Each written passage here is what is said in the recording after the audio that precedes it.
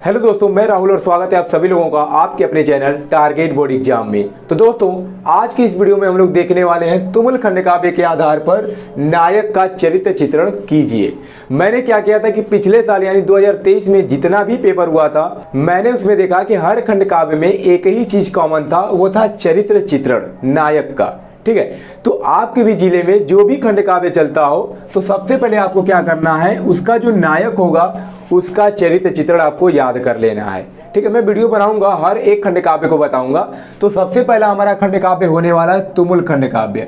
तो जिन लोगों के जिले में तुमुल खंड काव्य चलता है उन लोगों के लिए यह वीडियो बहुत ज़्यादा इंपॉर्टेंट है, क्योंकि बोर्ड एग्जाम 2024 के लिए यह बहुत ज़्यादा ही इंपॉर्टेंट है नायक का चरित्र चित्रण, क्योंकि 2023 के हर सेट में चरित्र चित्रण से क्वेश्चन दिया ही गया था। ठीक है, तो आज मैं आपको बताऊंगा कि कैसे आपको चरित्र चित्र लिखना है, कैसे लिख करके आप पूरे के पूरे अंक पा सकते हैं। तो मैं जितना आपको यहाँ बताऊंगा केवल आपको उतना ही चरित्र चित्रण याद कर लेना है। ठीक है, तो तुमुल खंड काव्य के जो नायक हैं वह है लक्ष्मण। ठीक है, तुमुल खंड काव्य के जो नायक हैं वह है लक्ष्मण। तो हमें इसमें क्या करना है, लक्ष्मण का चरित्र चित्रण देखना है। तो सबसे पहले आपको क्या लिखना है कि वीर रस के प्रसिद्ध कवि श्री श्याम नारायण पांडे द्वारा रचित, ठीक है, श्री श्याम नारायण पांडे द्वारा रचित तुमुल खंड काव्य का नायक लक्ष्मण को माना जाता है। मतलब जो तुमुल खंड काव्य था उसके रचयिता कौन थे, तो श्री श्याम नारायण पांडे जी थे। लक्ष्मण को माना जाता है। प्रस्तुत काव्य में लक्ष्मण और मेघनाद के युद्ध का वर्णन है। मतलब तुमुल खंड काव्य में क्या है कि लक्ष्मण और मेघनाद के बीच जो युद्ध हुआ था उसी का इसमें वर्णन किया गया है। ठीक है, तो क्या करना है, इनके लिए यहाँ पर लिखना है कि इस खंड काव्य में, ये खंड काव्य से लक्ष्मण के चरित्र की निम्नलिखित विशेषताएं स्पष्ट होती हैं। ठीक है, तो सबसे पहले आपको हेडिंग डालना है नायक। ठीक है, तो नायक में लिखना है कि लक्ष्मण जो हैं वह तुमुल खंड काव्य के नायक हैं। वे राम के छोटे भाई एवं रघुकुल के प्रदीप हैं।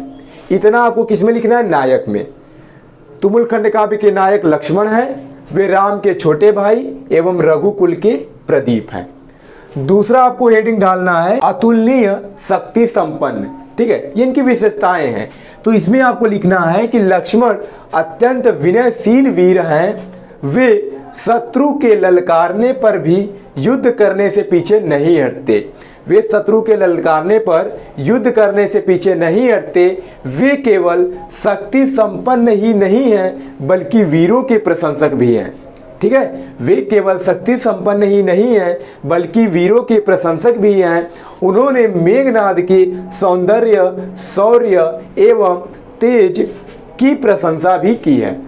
मतलब उनके अंदर वो घमंड नहीं है, ऐसा नहीं है कि मैं ही सबसे बड़ा हूँ। वो क्या थे, वो तो शक्ति संपन्न थे ही, शक्तिशाली थे ही, लेकिन अगर सामने वाला योद्धा भी अगर शक्तिशाली हो तो वो उनकी प्रशंसा भी करते थे। ठीक है, ऐसा नहीं है कि वो घमंड करते थे कि मैं ही हूँ।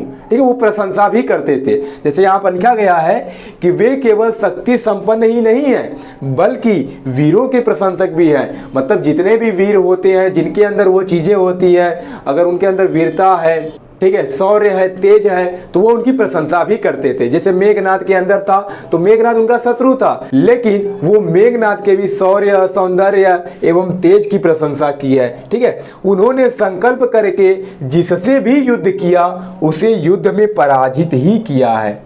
ठीक है, उन्होंने संकल्प करके आज तक जिससे भी युद्ध किया था उसे उन्होंने पराजित भी किया था युद्ध में। तो ये आपको किसमें लिखना है, दूसरे हेडिंग में, यानी कि अतुलनीय शक्ति संपन्न। तो जल्दी से इसका स्क्रीनशॉट ले लीजिए, आगे मैं आपको बताता हूँ 2-3 पॉइंट्स और आपको लिखना है इसमें।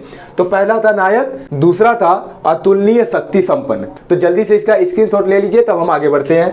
तीसरा हेडिंग लिखना है कि अद्वितीय सौंदर्यशाली। ठीक है, कम से कम आप लोगों को 4 से 5 हेडिंग्स डाल करके उनकी विशेषताओं के बारे में लिखना है। ठीक है, तो तीसरा है अद्वितीय सौंदर्यशाली। इसमें आपको क्या लिखना है कि लक्ष्मण दशरथ के पुत्र और राम के छोटे भाई हैं। उनके व्यक्तित्व में तेजस्विता, सहज कोमलता एवं स्वभाव में नम्रता है। ठीक है, उनके अधरों पर सहज मुस्कान खेलती है।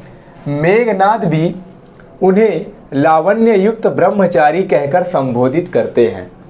ठीक है, क्या लिखना है इसमें अद्वितीय सौंदर्यशाली में कि लक्ष्मण दशरथ के पुत्र और राम के छोटे भाई हैं। उनके व्यक्तित्व में तेजस्विता, सहज कोमलता एवं स्वभाव में नम्रता है। उनके अधरों पर सहज मुस्कान खेलती है। मेघनाद भी उन्हें लावण्य युक्त ब्रह्मचारी कहकर संबोधित करते हैं। ठीक है, तो ये तीसरा हेडिंग है। चौथा जो उनकी विशेषता है वह है विनम्र और शीलवान। ठीक है, क्या है? विनम्र और शीलवान। इसमें आपको लिखना है कि बाल्यकाल से ही लक्ष्मण दयालु एवं उदार हैं। उनका अंतःकरण भी सरल, शुद्ध तथा कोमल है। वे अपने भाई राम के प्रति अटूट श्रद्धा रखते हैं। उनके चरित्र में कृत्रिमता नहीं है। ठीक है, बाल्यकाल से लक्ष्मण दयालु हैं एवं उदार हैं। उनका अंतःकरण भी सरल, शुद्ध तथा कोमल है। वे अपने भाई राम के प्रति अटूट श्रद्धा रखते हैं। उनके चरित्र में कृत्रिमता नहीं है। लास्ट जो आपकी इनकी विशेषता लिख ली है, ठीक है, वो लिखना है शत्रुओं को परास्त करने वाले। ठीक है, इसमें आपको लिखना है कि लक्ष्मण अपने पराक्रम से, अपने बाहुबल से और युद्ध कौशल से शत्रु पर विजय प्राप्त करते हैं। और आगे लिखना है यद्यपि वे यज्ञ भूमि में निःशस्त्र मेघनाद का वध करते हैं, परंतु मेघनाद को मारने की भी शक्ति केवल उन्हीं में थी। ठीक है, लक्ष्मण अपने पराक्रम से, अपने बाहुबल से और अपने युद्ध कौशल से शत्रु पर विजय प्राप्त करते हैं। यद्यपि वे यज्ञ भूमि में निःशस्त्र मेघनाद का वध करते हैं, परंतु मेघनाद को मारने की भी शक्ति केवल उन्हीं में थी। तो इतना आपको लिखना होगा चरित्र चित्रण में, तब जाकर के आपको 3 नंबर मिलेगा। कम से कम तो 5 पॉइंट तो लिखना ही पड़ेगा। ठीक है, और इसको आप अच्छे से तैयार कर लीजिएगा, क्योंकि अगले बार पेपर देखेंगे पिछले ईयर्स का, अगर 7 सेट होता है, 7 सेट में लगभग सभी में चरित्र चित्रण से क्वेश्चन पूछा ही गया है। तो सबसे पहले आपको चरित्र चित्रण तैयार कर लेना है। तो जिनका तुमुल खंड काव्य वे लोग तैयार कर लीजिए। अगर आपको पता नहीं है कि आपके जिले में कौन सा खंड काव्य चलता है, तो मैंने उस पर वीडियो बनाया है। उस वीडियो का लिंक आपको इस वीडियो के डिस्क्रिप्शन में मिल जाएगा। बाकी और अन्य जिलों का जो खंड काव्य होगा उसका भी मैं चरित्र चित्रण बताऊंगा, कौन नायक है, उसका सारांश क्या होगा, सब कुछ आपको बताया जाएगा। क्योंकि 22 फरवरी से आपका पेपर है, तो उससे पहले तक मैं आपको मोस्ट इंपोर्टेंट जितने भी क्वेश्चन बन सकते हैं सब आपको बता दूंगा। ठीक है, तो चलिए मिलते हैं नेक्स्ट वीडियो में, तब तक के लिए धन्यवाद।